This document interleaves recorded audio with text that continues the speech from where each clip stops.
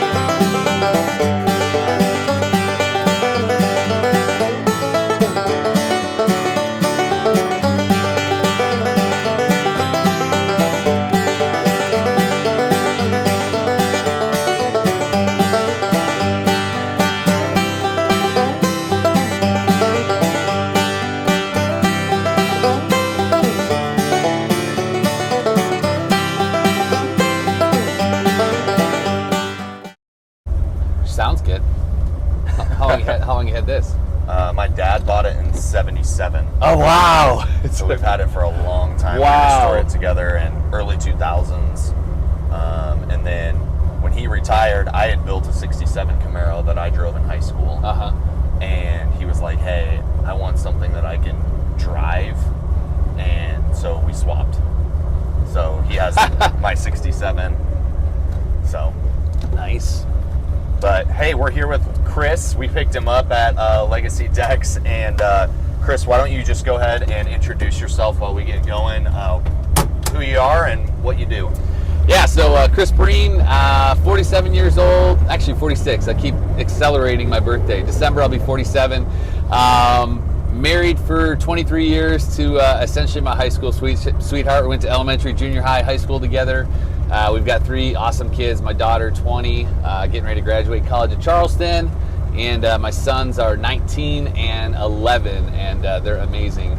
And I own Legacy Decks, which ultimately is an outdoor living company. We do real high-end, what I would consider luxury decks, screen rooms, outdoor kitchens, things of that nature. And that business has gotten to a point where it pretty much runs itself. And so over the last 3 to 4 years, we've started to kind of package up what we do and share it with other deck builders in the industry. And so now I'm a coach, a mentor, but also still running the Legacy Decks business. So. And that gave birth to the Academy. So talk Yeah. a little bit about what the Academy is. Yeah, so the Academy essentially is, I've been working with coaches for a long time. That was kind of like the tipping point to some of my success was actually hiring and putting some money down and having somebody teach me. I went through the school of hard knocks for a long time, just like doing everything wrong, trying to figure it out, which ended up being more expensive than what coaches were, by the way. But yeah, so I worked with the coach for a long time, and the thing about my coach was he was fantastic on the business side of things, but he didn't have a deck business. He didn't know the specific problems that we face as deck builders. And so after I kind of came out the other side and implemented everything that I learned inside of that, I found myself in this really weird place, which is like the business didn't need me anymore. And it was super weird because I'm used to being the hero and coming in and saving the day and solving the problems. And now I walk around the office and I hear problems in the office, and I don't have to engage in them, even though I used to like love to do that, like get that dopamine hit from being the hero. But anyway, so now that the company didn't need me anymore, I was like, what are we going to do next? And my wife and I have always had a passion for just impacting people. That's literally the purpose of our business, is to impact and develop people. Whether that's people inside my organization or people outside of it. And so it was just kind of a natural thing to take what we learned from my coach, add into it what we know about growing and scaling a successful deck business, and the Academy was kind of birthed out of that. So nice.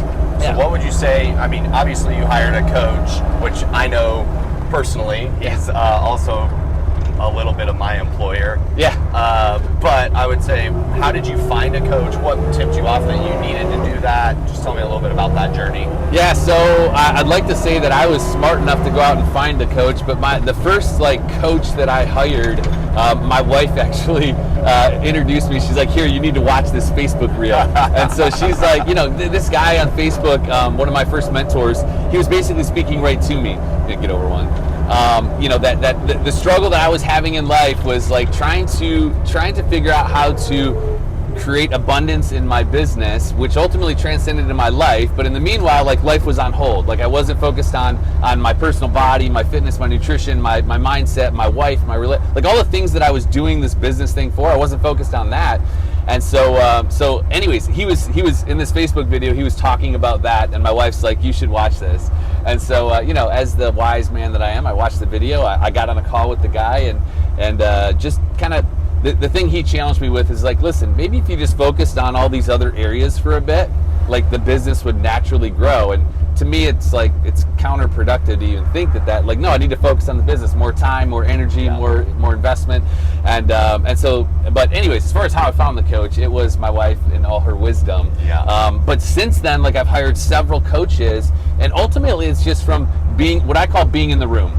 You've got to put yourself into a place where you are in the environment to be able to meet people that will expand your thinking. And in that process, I've determined hey, this is a gap in my game. I need to go find someone to help me close that gap.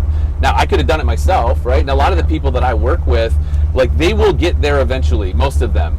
But if they want to get there faster, and I don't want to say shortcut, but compress the time that it takes to get there, that's really what coaching and mentorship does. It's hey, learn from what either success I've had or failures that I've overcome, and that way you don't have to hit those same roadblocks. Yeah, I tell people all the time, when you are hiring me as a coach or anything like that, realistically, all you're buying is time. Yeah. I mean, you have the skills, you have the knowledge, you know your business really, really well. And you'll get there eventually. All the material is out there. It's all published. Gosh, yeah. Everybody's talked about what the secret sauce is, so to speak. But ultimately, when you get a coach in the room that can see around corners for you and can really help you look objectively and really work on the business instead of in it, which I think you kind of referenced a little bit ago. Yeah. That's buying time. And ultimately, in a business, when you can do what would take you 10 years in 1 or 2 years, the productivity and the return on investment on that is infinite. Oh, absolutely. I've never heard it put that way, but time is the only resource you cannot get more of, right? And so I'm going to be using that, by the way. You're really just buying time. You will get there eventually, but if you want to get there faster, let me help you, right? And I've said this before, but and I think I said on this introduction to this is investing in a coach is a fraction of the cost as investing in the mistakes that you're going to make. I get on calls with guys all the time, and just recently I've had calls with 2 people who I had a call with a year ago, and in a year they didn't hire me. Back then, they've hired me now. A year ago, their situation was actually better because now they've had to take on either high interest loans or some of them bankruptcy is on the table. So the cost of not doing it is so much greater than the cost of actually learning from someone else's either success or mistakes. So yeah, good. So you talked about struggles. Everybody struggles in a business. So what would you say when you look back over your years at Legacy before the academy? What was your biggest struggle or your biggest ceiling, so to speak, that you guys had hit that you just couldn't push through? Yeah, so 2 things come to mind immediately. Number one is I just never really had a clear plan where we were going. I was just selling decks, collecting checks is how I like to put it, and figuring it out as I went along. FITFO, if you ever heard that term. And so plan was number one. I just never stopped long enough to be okay, what do I want this to look like when I actually get done? And then the second piece was inside of my systems or playbooks. I had a system for everything in my business. I knew how to market, how to sell, how to produce jobs, how to do takeoffs. I had a system for all of that. The problem, though, the hurdle that I was running into, the ceiling, like you put it, is all of it was in my head. Right, I couldn't duplicate myself because I was the only one that knew how to do all these things, and so we had to stop and number one, make a plan. Number two, we had to get super clear about how do I currently do things, and document those playbooks so that I could then hand that off to my team. I've shared this story before, but like I have team members on my team that I never looked at their resume. I never had a phone call with them. I never interviewed them. I never skills tested them, and I never onboarded them. But they're people that are part of my organization now. Why is that? Well, because we have a system for hiring. And all I had to do was teach someone else that's a leadership position in my company to do that process. Yeah. And now I literally meet people for the first time, sometimes at our quarterly meetings, at their onboarding, and it's just a cool thing to think, because old version of me was like, I got to do everything because I'm the only one that can do it. So those are some of the ceilings, I think, is like having a clear plan and really getting our systems documented so that someone else could be delegated to do that. Yeah, and it's hard to see that when you're in the thick of it. It's hard to see like, hey, if I just slow down a little bit and I can replicate the behaviors over and over and over again, because as a business owner, you want to drive forward. Like you said, you know, you want to drive forward and you want to get the business, do the business, and get paid on it, right? Which is ultimately the goal of any business. But sometimes you have to slow down a little bit to speed up, and that means documenting your processes. And I don't mean SOPs, right? Like SOPs, that's a dirty word that's thrown out there, but ultimately, we're talking like, what are the things that make you successful? What makes Legacy's identity? How do we document that? How do we hire people and go out and recruit really good talent based on some good culture things, based on a strong purpose? And then how do we hold people accountable to those things as we continue to scale the business? Well, the only way to do that is to tell them what they're supposed to do and how they're supposed to do it. Exactly. And something that I learned from Cullen, my coach, the guy you're working with now, is that like you don't document like 100% of the process, right? If you do that, you take out some of the art of the task that you need done, right? I should be hiring people that are better at the task than me. And in order to like get them in the right direction, I'm only documenting 20% of it, right? It's kind of like if I was to tell you to drive from here to the Walmart up the road, like I would tell you, hey, hop in the car and head right down Butler Road and then take a left on Woodruff. It'll be on your left, right? I wouldn't say, hey, go to the door of my office, open the door on your car, put the key in the ignition, turn the key, press the accelerator, put it in drive. That's documenting 100%, right? That takes like all of the creative possibility out of Ren and says, hey, just follow this exact process. Whereas you possibly could, a shortcut to get there. The end result is you want to get to Walmart, right? So anyways, that was something I learned from Paul. It's like, hey, you document the top 20%, which is way easier. People think about SOPs or playbooks, and it's like, oh, I've got to write this big, long No, man, it's a couple pages with a checklist and maybe a video of how to do it. Like, that's it. So.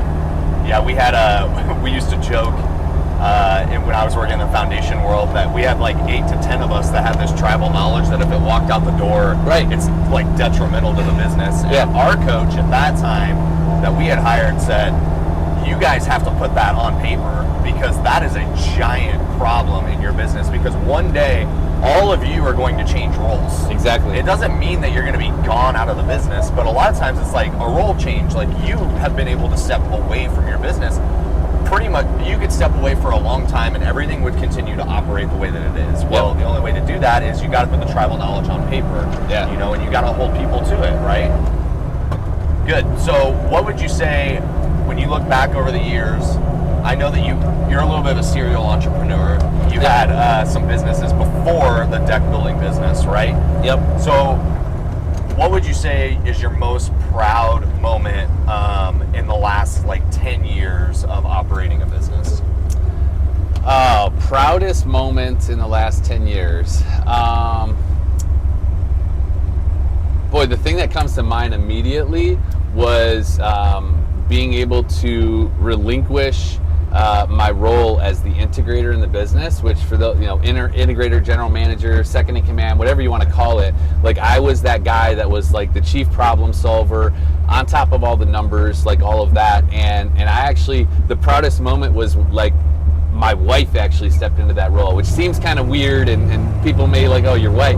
My wife is absolute killer in business, and she loves to just keep her hands into things, solve problems, all of that. So that was a super proud moment. That like, and on top of that, since we've done that, some of the moves that she's made have gotten us to a place where this year we will have our highest revenue year, our highest sales year, our highest profit year. We've already literally hit our numbers for the year, and we've still got 2 months left in the year. And so, you know, that for me makes me super proud because she was able to, with her perspective, her insight, make decisions that you know, maybe I would have made, maybe I wouldn't have made, but yeah, so that was a super proud moment. But then I'm also super proud of like my team. Like I've got people on my team that have been there for 5, 6, 7, since almost the day we opened up the business. And to me, that just speaks to the value of the team. And I have people ask me like, hey, aren't you worried about people like going off and starting their own thing because you teach them all these things and all this stuff? And the reality is I'm proud of the fact that my team realizes there's more opportunity for them to achieve what they want in their life as a part of my organization than as owning their own business or being a competitor to my organization. And that's really like a super proud thing for me to be able to say, is that like people genuinely want to be there because their life is accelerated by being in that container. So almost like having a coach, right? Yeah, So, and I mean, it's an abundance mindset more than a scarcity. Like I'm not fearful of all the coaches that are out there in the world. I mean, I am a coach myself. That's what I do. That's my passion. That's what I love. And I believe that I help a lot of people while I do this. But also, like, if there's another coach out there, I'm not fearful that they're taking my business. Right. There are thousands of businesses out there. And ultimately, when you're a business owner, you can't be fearful that somebody's going to go rip you off and go do it better. Yeah. If you're fearful of that, number one, you have to change your mindset to an abundance mindset. And don't be scared. But number two, like, if you're fearful of that, then just be better. Exactly. You know, like, if you exactly. think somebody else can do better than you, I think that alone is some head trash that you need to work through. And if you have gaps in your business to get better, either find a way to be better, hire somebody that's going to make you better, or seek out some sort of external advice that's going to get you there, because you shouldn't be fearful that somebody's going to... There's people... When I was working in the foundation world, there was people that left and started foundation companies all the time around us. And then 2 years later, they failed and they came back and they said, hey, we couldn't build it. We couldn't do what you guys did. Well, a lot of that was because we had, number one, we were 45 years of experience in that area.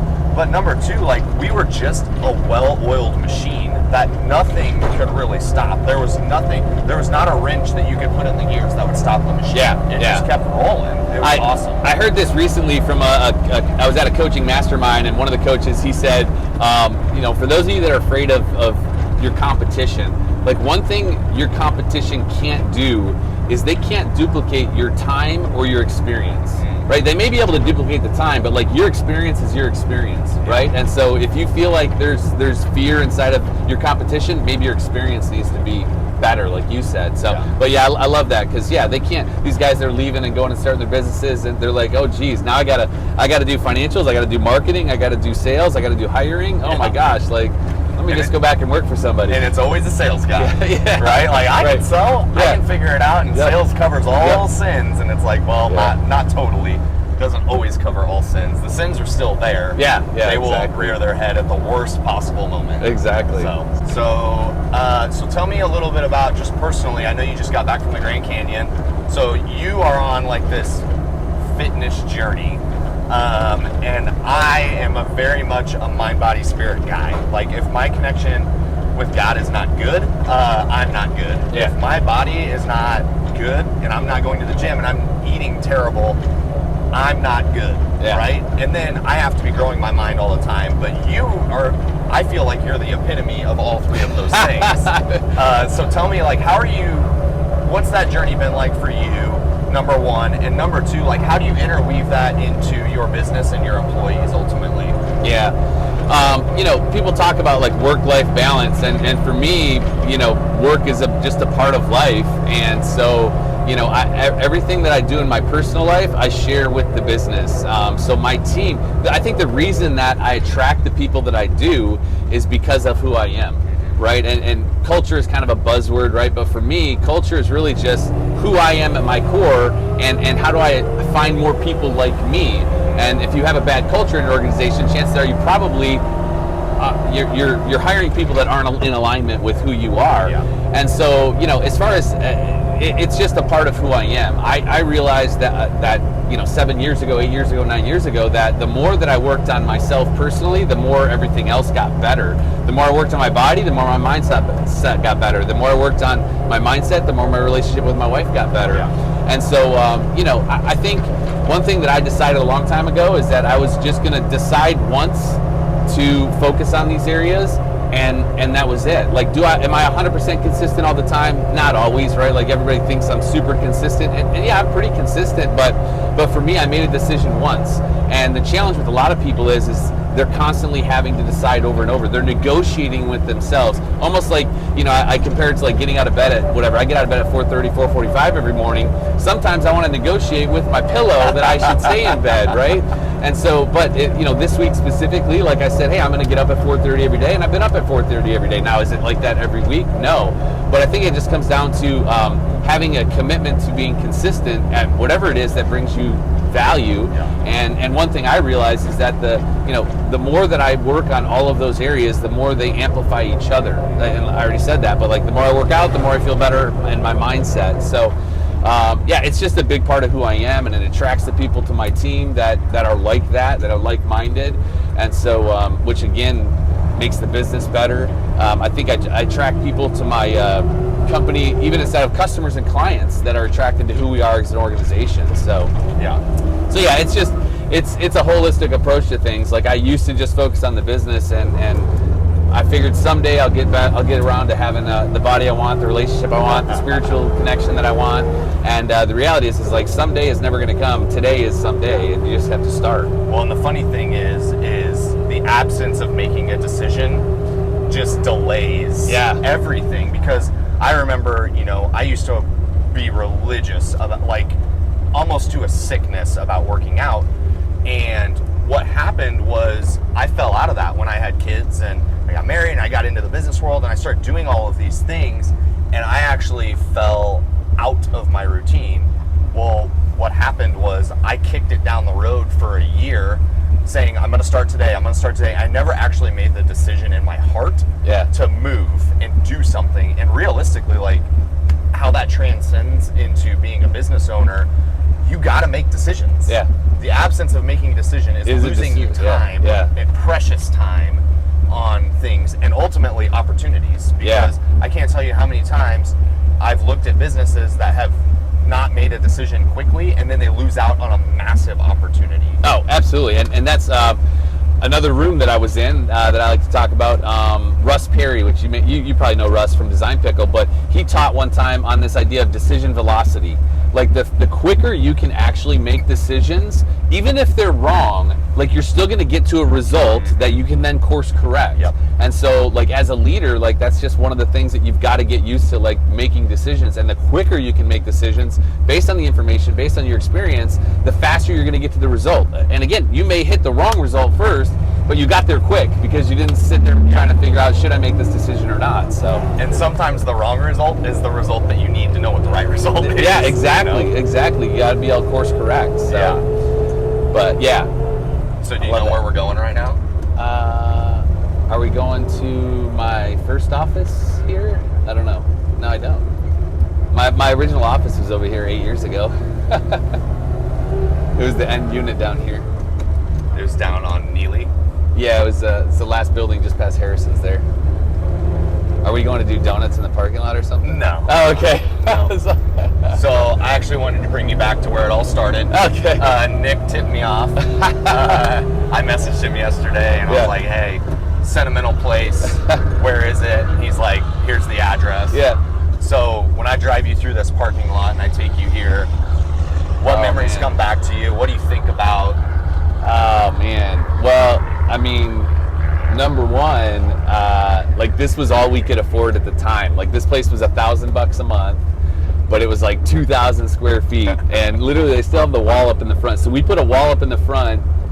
Maybe they changed it. Like, you walk in, and like 20 feet back, we put the wall, and then the rest of it was just like open, just desks everywhere. I've got pictures of it. I can give it to you to have on the podcast maybe, but just like desks everywhere, lumber laying around, concrete floors, and it was a war zone. But this is literally where it all started, where I hired Nick, who you mentioned, who's still a part of the team. It was a tough go at it, no question about it. But we made do, right? Like we had the used furniture that we had bought from somebody getting rid of furniture was in there. We had a conference room table, but then right next to the conference room table was all the desks of everybody. It was just like it was like a boiler room, man. And but we took it over $1 million in that building, and figured out a lot of things, and it was good times. It was good times. But it also brings back memories to my team, like this parking lot. Nick actually was always the first one to work and the last one to leave work. Well, come to find out, Nick was going through a tough time, divorce and stuff, and he was literally sometimes sleeping in the parking lot, right? So as far as memories that come back, but Nick is still here and went through what he went through. Because of the container and the culture that we created for him, he's been here almost 8 years now, and so it's super cool just to be back here and remember how hard it was when we were there, and how much better it is over at the new place. I know, right? Look at that. So, last question: if you could walk in there, 8-9 years ago, and tell 8-9 years ago Chris what he should do to get down the street and build what you've built, what would the one piece of advice be? I mean, it's coaching in cars, man. I would have hired a coach sooner. I mean, seriously, I still, even though I made different decisions than my past business, I still was trying to figure it out on my own. I wasn't out there selling and managing and all that. I was building a team, but I was still trying to figure it out on my own, right? And so we stumbled through probably for 2 years before I actually hired Cullen. And so I would have hired a coach quicker. So no question about it. A business coach, as well as performance, right? So Cullen has got the business side, but he's also got the personal performance side. That's a intangible benefit of you're an exit momentum coach because you fit that mentality like Cullen. It's not just the business plan; it's the business man, and that's an intangible benefit. If you find the right coach that aligns with who you are, it can just go so much faster. So I would have ultimately hired a coach quicker. I should have moved to Greenville earlier is what I should have done. Yeah, there you go. There you go. All right, so we're back. We're back at Legacy Decks. Chris, I appreciate all the time. It's been great. Chris has been an amazing relationship. I mean, if you want to meet somebody that runs a super solid business, but also is super solid in the community and just all about connecting people, I mean, Chris is your guy. So I appreciate all the help that you've given me, and thanks for doing this. This was great, and this is the pilot episode. Yeah. So we'll see if it kicks or if it catches on. But, I'm sure it will. This is great. I love it. I'm surprised nobody else has done this idea. Coaching in cars. Yeah. I think it's a little bit of a ripoff. Okay. All right. Maybe there is. And coffee getting cars. There you go. There you go. My own spin on it. All right. Love it. Love it. Well, thanks, buddy. Yep. Absolutely. All righty, guys. That's going to wrap up this episode of Coaching in Cars. I appreciate all the viewers that are out there. Thank you so much. If you like what you see and you want to see more, obviously share, and subscribe. We do have another guest coming up in a couple weeks. His name is TJ Norris, and he is the owner of Barndo Co. Up here in the upstate of South Carolina. So you are not going to want to miss it. The guy is incredible. He has built an amazing business over the last 3 years, and there's going to be a lot of really good nuggets that come out of the conversation with him. Just a sneak preview, we are going to take him out in a 2015 Z28 Camaro. He has no idea what he's getting into. I've been in his world a couple times in the construction world, and now he's about to come into my world with the car world. So it's going to be awesome. You're not going to want to miss it. Like I said, if you want to learn a little bit more about what I do, who I am, I have the link down in the description for that. And I will also put a link down there for Legacy Decks if you want to know a little bit more about Chris Breen and what he does in our community here in the upstate of South Carolina. So thanks again, guys. I really appreciate it, and I'll see you soon.